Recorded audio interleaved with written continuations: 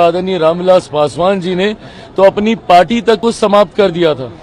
मुसलमान को मुख्यमंत्री बनाने की सोच को सामने रखने को लेकर तो देखना चाहिए, जिन लोगों को आप अपना हितैषी समझते हैं, मौका आने पर वो क्या करते हैं आपके लिए और आपके समाज के लिए।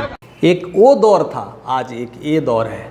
दोनों दौर में बहुत सारी चेंजेस होना शुरू हो गया है और सारा का सारा खेल कहीं ना कहीं सियासत के लेकर के हो रही है।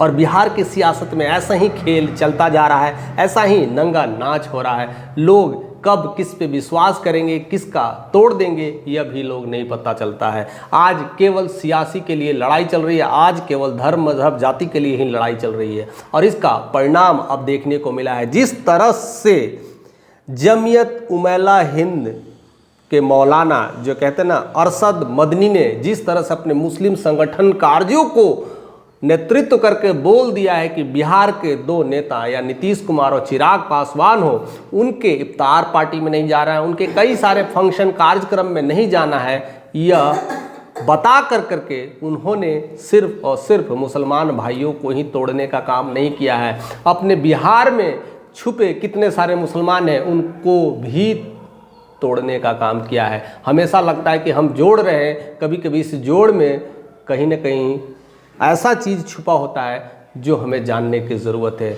जब कोई आपके लिए करता है तो उसके लिए हम खून पसीना एक कर देते हैं, लेकिन मुसलमान भाई उर्फ कह सकते हैं ऐसे मौलाना, ऐसे कई सारे मौलाना और भी हैं जो संगठनकर्ताओं ने हैं, खास कर करके चिराग पासवान पे हमला बोल दिया है, खास कर करके नीतीश पे हमला बोल दिया है। लेकिन उनको आज इतिहास जानने की ज़रूरत है कि उन्हीं के पिता रामविलास पासवान ने जिस तरह से मुस्लिम को रिप्रेजेंट किया था, मुस्लिम के लिए बिहार के कुर्सी तक के लिए उन्होंने बात रखी थी, आज उनकी पूछ भी नहीं हो रही है। आज उनके ही बेटे चिराग पासवान को आज हटाने की बात की जा रही है। आज उनके ही सारे समारोह में मुस्लिम लोग अलग दरकिनार होने की बात कर रहे हैं।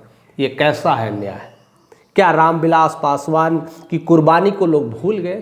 क्या मुसलमान नहीं जानते हैं कि रामविलास पासवान ने उनके लिए कुर्बानी दी है?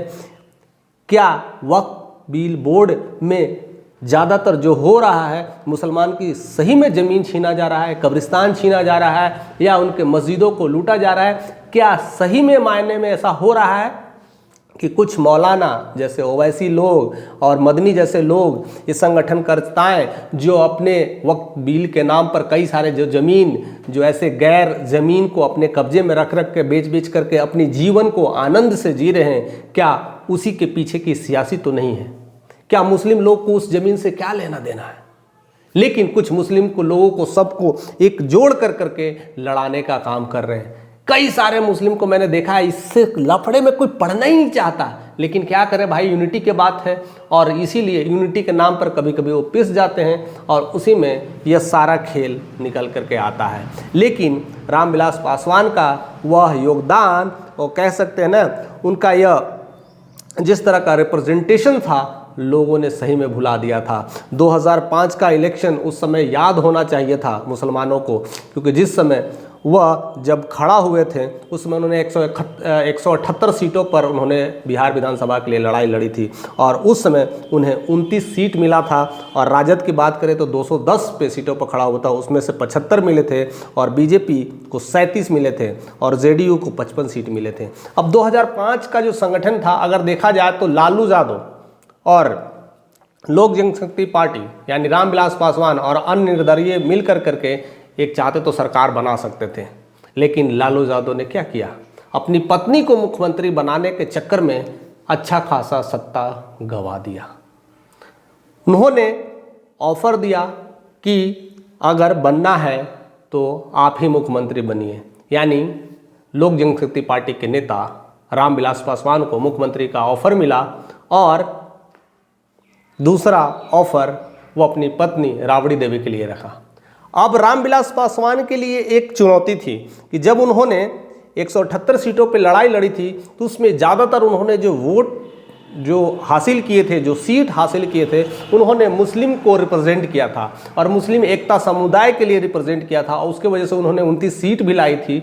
और इसीलिए वो बार बार कहते थे मुस्लिम दल से कोई हमारा सीएम बने। और उस समय उन्होंने जाबिर हुसैन का नाम उछाला था कि यही हमारे लिए मुख्यमंत्री का चेहरा हो सकते हैं। और बिहार में लगता है कि वह अगर बनते तो दूसरा मुख्यमंत्री बनते जो मुस्लिम दल के नेता है। इससे पहले एक और बन चुके थे और उन्होंने यह नाम लेकर के यह चीज़ें किया, लेकिन उस समय आरजेडी ने एक ना सुनी, कहें कि नहीं ऐसा तो हो नहीं सकता है। परिवार का मोह या कुछ और लगाव, या कह सकते थे कुछ और अराजकता फैलाने की बात, या इस तरह के इंटरनल कई सारी राजनीति होगी, उसके वजह से उन्होंने उनका भी छोड़ दिया। और देखिए उस समय क्या हुआ, जैसे ही छोड़ा उसके बाद दोबारा इलेक्शंस हुआ, पार्टी कोलैप्स कर गई थी और उसके बाद जितने मुस्लिम थे सब शिफ्ट हो गए, चल गए नीतीश के पास और काटा चेंज, यानी मुख्यमंत्री का कुर्सी बदल गया।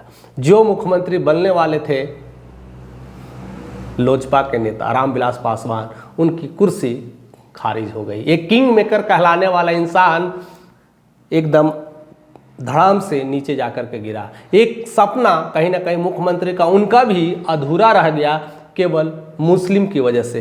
तो क्या आज मुस्लिम जिस तरह से वो बातें कर रहे हैं वो दिन भूल गए क्या? कभी कभी तो ऐसा ही लगता है कि मुस्लिम भाई केवल अपने ही जात वाले के लिए होते हैं क्या, बाकी लोगों के लिए नहीं होते हैं? जब तक साथ है तब तक ठीक है, और जब तक थोड़ा सा अलग हो गए तो क्या ऐसे ही अलग हो जाते हैं? कि कुछ मौलाना लोग हैं, ओवैसी टाइप के लोग हैं, या मदनी जैसे लोग हैं जो ऐसे मुसलमानों को, ऐसे संगठन कार्यों को बहला फुसला करके एकत्रित कर करके और ऐसी लड़ाइयाँ लड़वा रहे हैं। कोई तो सियासी चाल है जो चली जा रही है। देखिए लालू यादव की एक गलती ने आज तक उन्हें मुख्यमंत्री बनने नहीं दिया, उनके परिवार में आने नहीं दिया। 2005 से नीतीश कब्जा ही कर चुके हैं और अभी तक वो दामन पर थामे हुए हैं और लालू यादव बस देखते ही रह गए हैं। उनकी भी गलती, और शायद आज तक वह अभी सोचते ही होंगे कि क्या करें। और तब से उनका एमवाई समीकरण बड़ा चालू हो गया था, मुस्लिम यादव समीकरण, लेकिन क्या मिला? कुछ नहीं।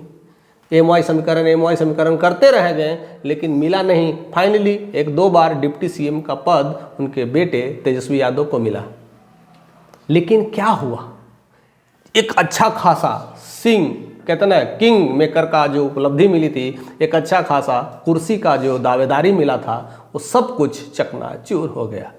और देखते ही देखते नीतीश ने इस पाला को समझ लिए कि अब हमें कुछ करने की ज़रूरत नहीं है, और उन्हीं के स्टाइल में उनको दबोचना शुरू कर दिए कि ये सब कुछ करने वाले नहीं है, ये सब दिखाने वाले नहीं। झगड़ा होता रहता था हिंदू मुस्लिम का, और हम आपके साथ देते हैं। और वहाँ से सुशासन बाबू ने अपनी राजनीति शुरू कर दी। लेकिन क्या कोई भी इंसान इस बड़े पद को जब त्यागता है और उसके बाद बड़ी कोशिश करने के बाद भी उसे नहीं मिलता है तो कितना दुख होगा?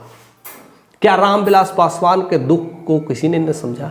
क्या उनका कुर्सी जो सीएम का अपने जीवन में एक बार उठ पे बैठना था, क्या उनका सपना नहीं होगा? और तब उन्होंने इस सपने को, इस कुर्सी को त्याग कर मुसलमान के लिए लड़ाई लड़ी थी, और तब उन्होंने जाबिर हुसैन का नाम उछाला था। आज स्थितियां बदल गई है।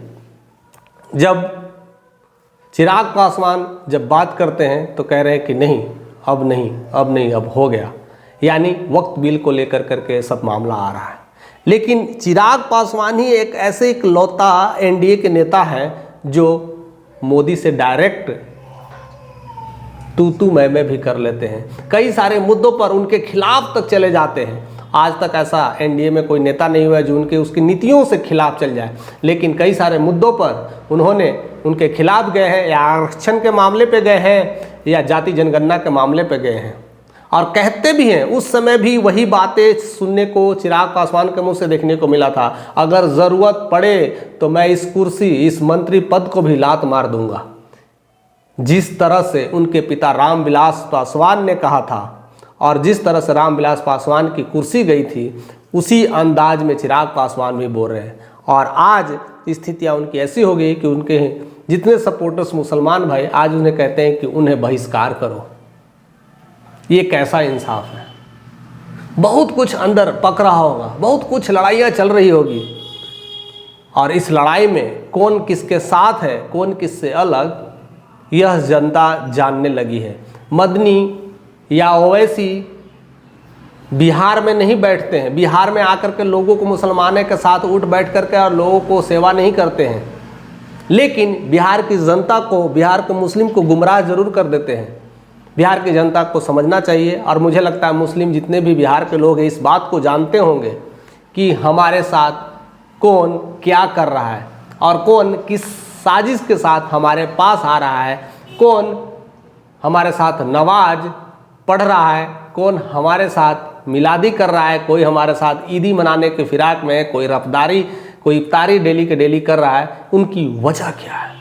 अगर ये समझ में आ जाएगा तो शायद वह दिन दूर नहीं कि चिराग पासवान और नीतीश कुमार के लिए जो अभी हेटर्स बैठे हुए हैं, जो कहते हैं उनके संगठन कार्यों में नहीं जाना जाए, उनके बहुत सारे ऐसे फंक्शन में नहीं जाना जाए, इफ्तारी को उनसे अलग किया जाए, रमज़ान में उनसे दूरी बना के रखा जाए। एक समय था जब उनके साथ थे, उनके साथ कार्य कर रहे थे और कई सारे मुस्लिम को नौकरी देने का काम किए, कई सारे टीचर्स में मुस्लिम की वैकेंसियाँ लाए। ये सब भूल गए हैं क्या? अगर भूल गए तो उन्हें याद करने की ज़रूरत है कि ऐसे बहुत सारे जो गिरोह हैं, ऐसे बहुत सारे जो वैसी जैसी टीम है, शायद बिहार के मुस्लिम को तोड़ने का काम कर रहे हैं। इस बार तोड़ने का नहीं है, इस बार जोड़ने का है और बिहार को एक नई दिशा, नई डायरेक्शन और एक नई बिहार बनाने की है। और उसमें कितना मुस्लिम लोग साथ देते हैं, चिराग को कितना साथ देते हैं, और इस खेल से, इस वक्फ बिल को लेकर करके कौन सियासी कर रहा है, इसकी खबर रखते हैं। अगर आप भी अगर इस खबरों से अनजान है या कुछ भी महसूस करते या जानते हैं तो अपने कमेंट के माध्यम से ज़रूर बताइएगा कि क्या खिचड़ी पक रहा है। अगर चैनल पे नए हैं तो सब्सक्राइब करिएगा और अपना एक लाइक दे करके ऐसे ही मोटिवेट करते रहिएगा।